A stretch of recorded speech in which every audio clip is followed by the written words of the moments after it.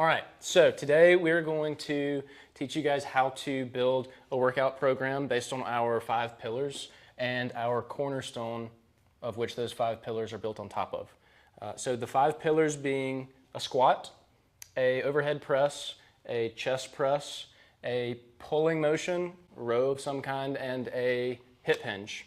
The cornerstone of all of those are going to be proper core bracing. Let's get into it. We're talking about the core. All right, can you walk us through how to properly brace our core? So step number 1, we're going to take a deep breath in to our belly. A lot of people instinctively want to breathe into the chest. We want to make sure that we're doing a belly breath. And best way to know if we're doing that is to take your hands, push them into the soft sides of your stomach. And then when you take that deep breath in, try to expand your hands out, right? And this may take some practice. And then once you're good with that, then from this position, you're going to think of compressing down, tucking the ribs over the pelvis to make sure the abs are engaged. And then from here, we want to imagine just like you're getting braced to get punched. That's the way this should feel tight. And then we're properly braced. Perfect. So we're teaching a barbell back squat, but all the cues that we're giving are going to be good for any kind of squat, whether it's just an air squat, goblet squat, whatever cousin, sister, relative of the squat you're doing. We'll unrack. And so from this very first position, we're going to go ahead and brace the core. So from the ground up, we're going to start with the feet, and we're going to engage the feet in a way that creates a more stable foundation here on the ground. Now, the way to do that is to imagine your foot as a tripod. Got the heel, the base of your big toe, or the ball of your foot, and the base of your pinky. You want to make sure that your weight is evenly distributed across those 3 points. What I like to do is rock onto my toes, rock onto my heels, and then find that nice middle ground. And then from there, you're going to imagine squeezing the ground with your foot, and that should create the arch in your foot here. If you don't feel that, there's another exercise that we can refer you to called the short foot exercise. Once your feet are in that position, the core is braced, then we're going to start the descent by slowly dropping the hips back a bit until we feel the glutes engage.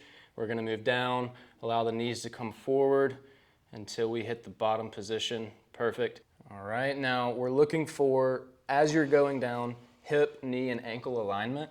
So here at the bottom, we see really good hip, knee, and ankle alignment. We've got the knees slightly outside of the toes. When Bree looks down, she can see her big toe. What we don't want is that knee caving in, closing off that line of sight with your big toe. And then if you have a mirror, try to look at your hip level left and right. If you have any displacement there, then there's some other areas that we need to work on. And then as we start to come up, we want to drive the feet through the floor, keeping the back straight. We're lifting the chest and hips at the same time. All right, we're gonna do shoulder press. We're gonna do it from a standing position, which you can easily incorporate that into a seated press or a barbell press.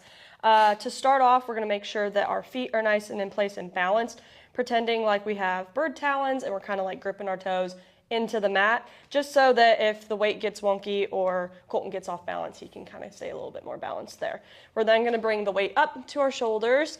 To make sure that we are in a good position, I want to make sure that our external rotation is good and our wrists match our elbows. So some people struggle right here with external rotation, so you should rotate and make sure wrists are over elbows wherever you have that range of motion. Colton has good external rotation though, so he's going to go out a little bit to wherever he's comfy.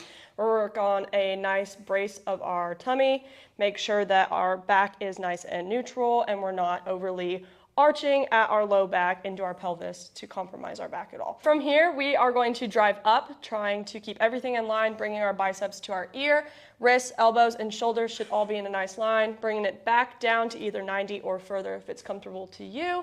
And then you can just rep it out. Try to really work on nice braced core, slow and control. Sweet.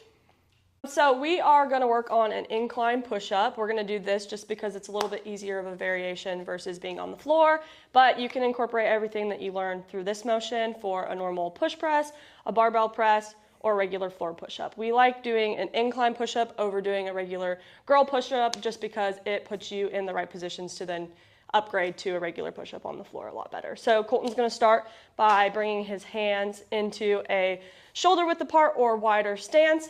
We want our feet to be braced just so we're not slipping and sliding everywhere. We're going to brace our core and make sure that we don't overly bow at our back or hunch our back. So nice braced core, flat back.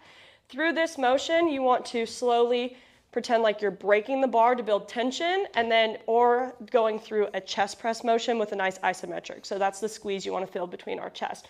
When Colton drops, he's going to drive his elbows nice and back, hitting that chest to the bar. Then we're going to push through our chest to the top of the motion. Same thing, back down, keeping a nice brace, feeling that chest spread apart, good stretch, pushing through the motion, driving through our palms. Yep, slow, control, keeping that core nice and braced. Those look really good. Now we're going to show you a row. This is just a standard pulling motion. It can look like a lot of different things. You'll see some people doing a barbell row, single arm dumbbell row, cables. It's more or less the same movement. We're going to show you a single arm dumbbell. So the very first way that I like to teach this is in a split stance with one hand for support, and having a little bit of a hip hinge here. Notice Bree's got a neutral spine, back is flat. It's really common to see a rounding of the low back here. We don't want that. So we'll brace the core, and then we want to have a little bit of engagement through the glutes and hamstrings in this primary in the front leg here. And then we're gonna have a really stable base. Now, where a lot of people go wrong first is they take this dumbbell or kettlebell and they bring it straight up to the shoulder. And this is just more or less a really bad curl. We're getting a lot of bicep engagement and not a lot of back. So instead, what we want to do is start with this shoulder blade in mind. We're gonna let it drop down, and then we're gonna start by bringing the shoulder blade back towards the spine, and we're bringing the weight towards the hip instead of straight up. Now we're getting that back engagement here, and we're gonna slowly extend the elbow, drop that shoulder blade back down to the ground, get that nice stretch through here. And that's the row. Now we're going to do the hip hinge.